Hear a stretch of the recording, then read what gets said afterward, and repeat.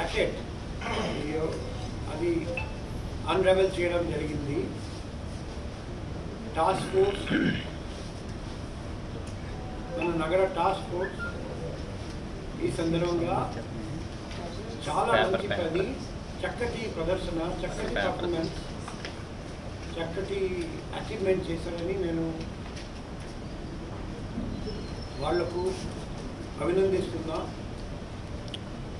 కానీ ఇంకా లోతు వరకు వెళ్ళాలి, ఇంకా చాలామంది పసిపిల్లల్ని రెస్క్యూ చేయాలి, ఇంకా చాలామంది ముద్దాయిలను అరెస్ట్ చేయాలి, ఇంకా చాలా రాష్ట్రానికి వెళ్ళాలి.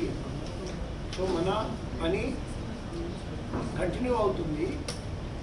ఇది ఎంతవరకు ప్రోగ్రెస్ జరిగింది తెలియజేయడానికి ఈరోజు మనం కలుస్తున్నాము. ఫర్దర్ ప్రోగ్రెస్ జరిగిన తర్వాత ఫర్దర్ మీకు తెలియజేస్తాం. ఈ సందర్భంగా ఇంకొకటి చెప్పాలంటే, నేను రాగానే ఈ పసిపిల్లల్ని విక్రయించే ముఠా మన దేశంలో చాలా చోట్ల పనిచేస్తున్నారని మా మెడికల్ బ్యాక్గ్రౌండ్ నుండి నాకు తెలుసు. కాబట్టి రాగానే చర్య తీసుకున్నాము. మన జిల్లా కలెక్టర్ గారికి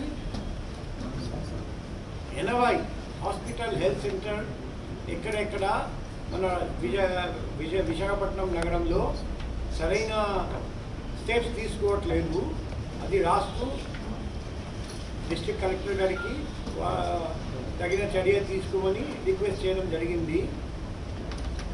యాజ్ అడిషనల్ డిస్ట్రిక్ట్ మ్యాజిస్ట్రేట్ మేము కూడా అన్ని హాస్పిటల్స్ హెల్త్ సెంటర్స్కి 1 by 1 నోటీస్ పంపిస్తున్నాం.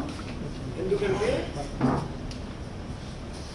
పసిపిల్లల్ని అపహరించకుండా చూడడం అంటే